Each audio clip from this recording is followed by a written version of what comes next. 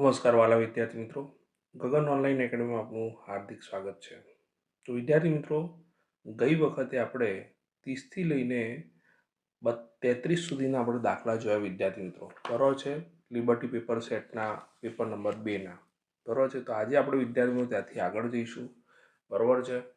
દાખલા નંબર 34 જોઈશું. તો વિદ્યાર્થી મિત્રો, ચેનલ પર નવા હો તો ચેનલને ખાસ સબસ્ક્રાઇબ કરી નાખજો, તો મિત્રો સાથે પણ શેર કરજો અને વિડીયો ગમે તો લાઈક કરવાનું ભૂલતા નહીં. તો વિદ્યાર્થી મિત્રો, રકમમાં પણ એવું કીધેલું છે કે ટાવરના પાયાથી 45 મીટર દૂર રહેલા જમીન પરના એક બિંદુથી ટાવરની ટોચના ઉચ્છેદ કોણનું માપ 30 હોય અથવા 30 છે તો ટાવરની ઊંચાઈ શોધો. તો વિદ્યાર્થી મિત્રો, આ આપણા જોડે એબી જે છે, એબી જે છે શું છે? ટાવર છે. ધ્યાન રાખજો, એબી શું છે? ટાવર છે. હવે જમીન પરના એક બિંદુથી આપણે ટાવરની ટોચ જે છે એનું નિરીક્ષણ કરીએ છીએ, તો ત્યારે ખૂણો કેટલો બને છે? ઉચ્છેદ કોણ 30 બને છે. અને આ ટાવરથી આ બિંદુ કેટલા મીટર અંતરે છે? 45 મીટર અંતરે છે. શરૂ કર્યું વિદ્યાર્થી મિત્રો, 45 મીટરે છે અંતરે અને 30 ડિગ્રી ખૂણો છે. અને આપણે શોધવાનું છે ટાવરની ઊંચાઈ, બરાબર છે. જે આપણે અહીંયા કર્યું વિદ્યાર્થી મિત્રો એ આપણે લખીશું. એબી ટાવરની ઊંચાઈ છે. બીસી ટાવર અને નિરીક્ષણ બિંદુ વચ્ચેનું અંતર છે ને, જે કેટલું છે? 45 મીટર છે. આગળ વધી વિદ્યાર્થી મિત્રો, હવે આપણી આકૃતિ જે છે એમાં ખૂણો બી કાટખૂણો છે અને ખૂણો સી કેટલો છે? 30 છે. આપણે લખી નાખ્યું ત્રિકોણ એબીસીમાં ખૂણો બી 90 છે અને ખૂણો સી 30 છે. હવે બરોબર જોઈએ વિદ્યાર્થી મિત્રો, 30ની આ કઈ બાજુ કહેવાય? સામેની બાજુ કહેવાય. અને આ કઈ કહેવાય? પાસેની બાજુ. આ તો કર્ણ કહેવાય. પણ કર્ણનું તો આપણે શોધવા નથી, તો સામેની બાજુ ને પાસેની બાજુ, તો સાના છેદમાં પા એટલે સાપા એટલે સામેની બાજુ છેદમાં પાસેની બાજુ એટલે 100 આવે. ટેન થીટા આવે. 100 આવશે ટેન થીટા. તો અહીંયા ટેન થીટાનો ઉપયોગ કરીશું. તો ટેન 30 હતું, બરાબર છે. સામેની બાજુ એબી, પાસેની બાજુ બીસી લખ્યું. ટેન 30ની કિંમત વિદ્યાર્થી મિત્રો 1/√3 થશે. એબીની કિંમત એબી લખી અને બીસીની કિંમત 45 છે આપણા જો. કેટલી છે? 45, જે અહીંયા પણ લખેલ છે. હવે વિદ્યાર્થી મિત્રો 45 સામે જતા રહેશે એટલે એબી બરોબર 45 છેદમાં √3 થશે. હવે વિદ્યાર્થી મિત્રો, છેદ જે છે અસમય ચાલે નહીં, બરાબર છે વિદ્યાર્થી મિત્રો. આપણે ઉપર નીચે શેના વડે ગુણીશું? √3 વડે ગુણીશું, બરાબર છે. હવે જો ઉપર 45 ગુણ્યા √3 આવશે અને છેદમાં √3 ગુણ્યા √3 શું થઈ જશે? 3 થઈ જશે. શું થઈ જશે? 3. તો હવે વિદ્યાર્થી મિત્રો 3 ને 15 તરી 45, બરાબર છે કે નહીં? તો 3 ને 15 તરી 45 થયું. તો 15 √3 આપણને શું મળ્યો? જવાબ મળ્યો વિદ્યાર્થી મિત્રો, જે શું છે? ટાવરની ઊંચાઈ છે. વિદ્યાર્થી મિત્રો, આ રીતે તમે લખો તો પૂરેપૂરા 2 ગુણ પ્રાપ્ત થાય. નેક્સ્ટ દાખલા તરફ જઈશું વિદ્યાર્થી મિત્રો. તો વિદ્યાર્થી મિત્રો, રકમમાં આપણને એવું કીધું છે કે એક શંકુની ત્રિજ્યા 5 સેમી અને ઊંચાઈ 12 સેમી હોય તો શંકુની વક્ર સપાટીનું ક્ષેત્રફળ શોધો. તો વિદ્યાર્થી મિત્રો, ત્રિજ્યા આર આપણને આપેલું છે 5 સેમી, બરોબર છે. ઓકે. ઊંચાઈ એચ આપણને આપેલું છે 12 સેમી. હવે વિદ્યાર્થી મિત્રો, અહીં આપણે શંકુની વક્ર સપાટીનું ક્ષેત્રફળ શોધવા માટેનું સૂત્ર આપણે જાણીએ છીએ પાઈ આર એલ. તો આપણે પાઈની કિંમત 22/7 થાય. આરની કિંમત આપણે જોડે આપેલી છે 5 સેમી, પણ એલ આપણને ખબર નથી. તો આપણે એલ શોધવો પડશે. તો એલનું સૂત્ર છે આપણા જોડે વિદ્યાર્થી મિત્રો, L² = R² + H², બરોબર છે. આરની કિંમત આપણા જોડે કઈ છે? 5 છે એટલે 5નો વર્ગ. અને એચ જે છે 12 છે એટલે 12નો વર્ગ. તો 5નો વર્ગ 25 થશે વિદ્યાર્થી મિત્રો, બરોબર છે. અને 12નો વર્ગ કેટલો થશે? 144.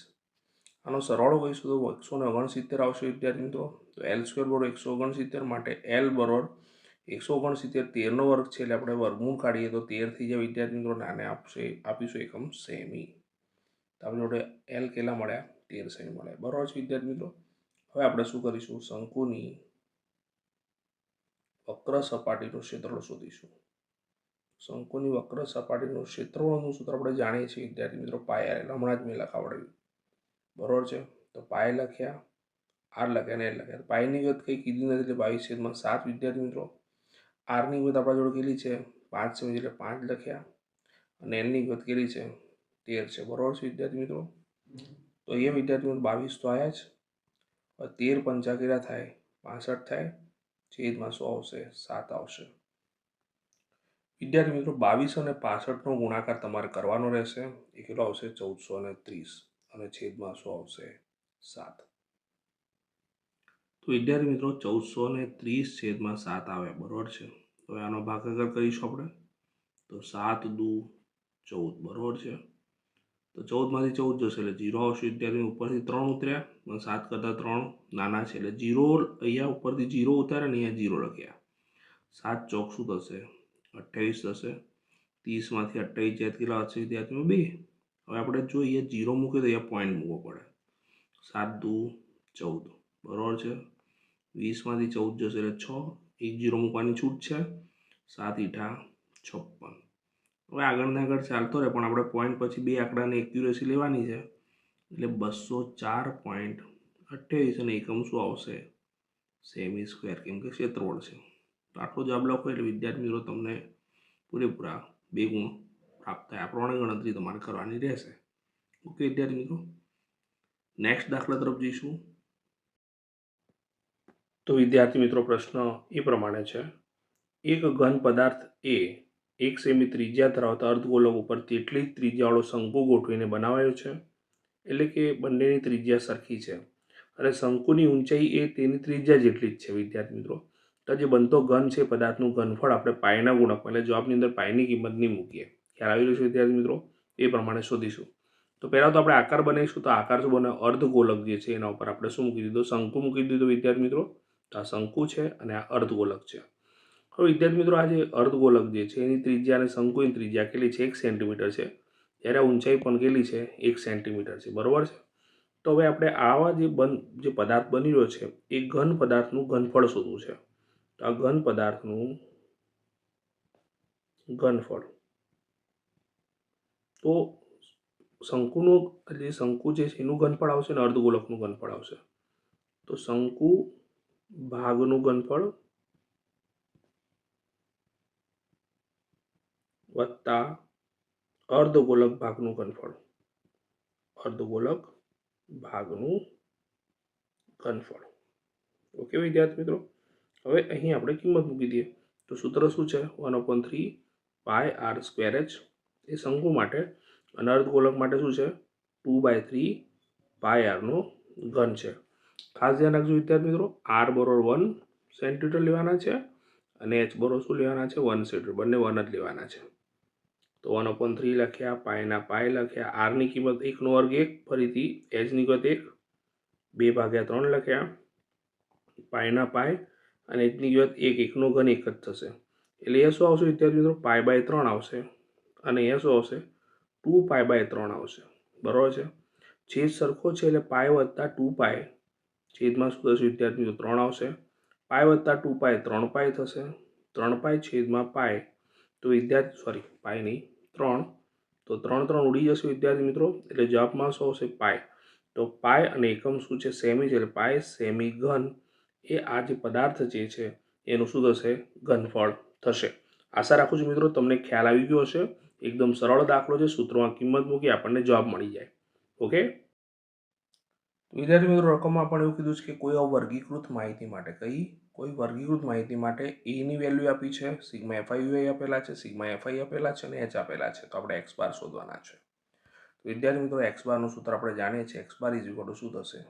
a પ્લસ સિગ્મા FI છેદમાં સિગ્મા FI ગુણ્યા શું આવે? h આવે. આપણું સૂત્ર છે, બરોબર. એની કિંમત આપણા જોડે 50 છે, પ્લસ સિગ્મા FI -36 છે, છેદમાં સિગ્મા FI આપણા જોડે 35 છે વિદ્યાર્થી મિત્રો, અને એચની કિંમત કેટલી છે? 10 છે, બરોબર વિદ્યાર્થી મિત્રો. હવે જો 50 તો લખી નાખ્યા, પ્લસ માઇનસ માઇનસ થશે. અહીં આપણે છેદ હોય તો 5 દુ 10, બરોબર છે, અને 5 સીધા 35. તો ઉપર શું વધશે? 36 ગુણ્યા 2 કરી એટલે 36 દુ 72 થશે વિદ્યાર્થી મિત્રો. છેદમાં શું આવશે? 7. 72 ને આપણે વિદ્યાર્થી મિત્રો 7 વડે ભાગીએ તો 7 એકા 7, બરોબર છે. ઓકે, તો 7 માંથી 7 જાય 0, ઉપરથી 2 ઉતાર્યા પણ ભાગ ચાલતો નથી. આ ધ્યાન રાખજો ખાસ. ખરેખરમાં અહીં આપણે 0 મૂકીને પોઈન્ટ કરીશું અને એ 0 મૂક્યો તો અહીંયા શું થશે? ધ્યાન રાખજો. 7 દુ 14 ને 7 તરીકે એટલે 7 દુ 14 થયા, બરોબર છે. તો 20 માંથી 14 જાય એટલે 6 વધે વિદ્યાર્થી મિત્રો. 1 0 મૂકવાની છૂટ છે. 7 ઈંઠા 56, તો અહીંયા આવશે 4. તો તો 10.28 આવ્યો વિદ્યાર્થી મિત્રો, એટલે 50 ઓછા 10 આપણે શું લખ્યા? 28 લખ્યા. જો વિદ્યાર્થી મિત્રો હજુ પણ તમારે આગળ કેલ્ક્યુલેશન કરવું હોય તો 0 મૂકીને કરી શકો. તો 7 42 એટલે 7 × 5 = 35 થઈ જાય. બરાબર છે વિદ્યાર્થી મિત્રો? તો અહીંયા 5 વધશે, તો અહીંયા એપ્રોક્સિમેટલી આ કેટલું કહેવાય? 10.29 કહી શકાય, કેમ કે પાછળ 5 છે ને, 5 કે 5થી મોટી સંખ્યા તો આગળ 1 ઉમેરવો પડે, એટલે તમે અહીંયા 29 લખી નાખો તો એ ચાલે. તો 50.00 માંથી 10.29 બાદ કરવાના છે વિદ્યાર્થી મિત્રો. તો શું આવશે? પહેલાં તો બાદબાકી આપણને આવડવું જોઈએ, તો 10 કો, પછી 9, પછી 9 અને કટ કરીને આવશે 4. તો 10માંથી 9 જશે તો 1, 9માંથી 2 જશે એટલે 7, 9માંથી 0 જાય તો 9 અને 4માંથી 1 જાય તો 3. બરાબર છે? એટલે જવાબ કેટલો મળે વિદ્યાર્થી મિત્રો? 39.71 એ આપણો શું મળે? એક્સ બાર મળે. તો આશા રાખું છું વિદ્યાર્થી મિત્રો તમને ખ્યાલ આવી ગયો હશે દાખલાની અંદર. તો વિદ્યાર્થી મિત્રો તમારા માટે બેક ટુ બેક સોલ્યુશન લાવવાનો જ છું. તમે સરસ રીતે તૈયારી કરો. બરાબર છે? ક્યાંય પણ અટકો તો તમે કોમેન્ટ બોક્સમાં કોમેન્ટ કરી શકો છો. સોલ્યુશન બધા આવવાના જ છે. બરાબર છે? ફક્ત તમે મહેનત કરતા રહો, જોતા રહો, સ્કીપ કર્યા વગર જોયા કરો, એક એક મેથડ સમજો. ફક્ત સોલ્યુશન મળી ગયું એટલે આખો દાખલાનો સ્ક્રીનશોટ પાડીને કે એ પ્રમાણે લખીને નાખશો. તમારા માટે આખા દાખલાની ગણતરી કરવામાં આવેલી છે. બરાબર છે વિદ્યાર્થી મિત્રો? તો સરસ રીતે તૈયારી કરો, પ્રિપેરેશન કરો. જો વિડીયો ગમે તો લાઇક કરજો, તમારા મિત્રો સાથે શેર કરજો અને ખાસ સબસ્ક્રાઈબ કરવાનું ભૂલતા નહીં અને બેલ આઇકોન દાબજો, જેથી નોટિફિકેશન મળતી રહે. ઓકે, સરસ રીતે પ્રિપેરેશન કરો. All the best. Best of luck. Bye bye.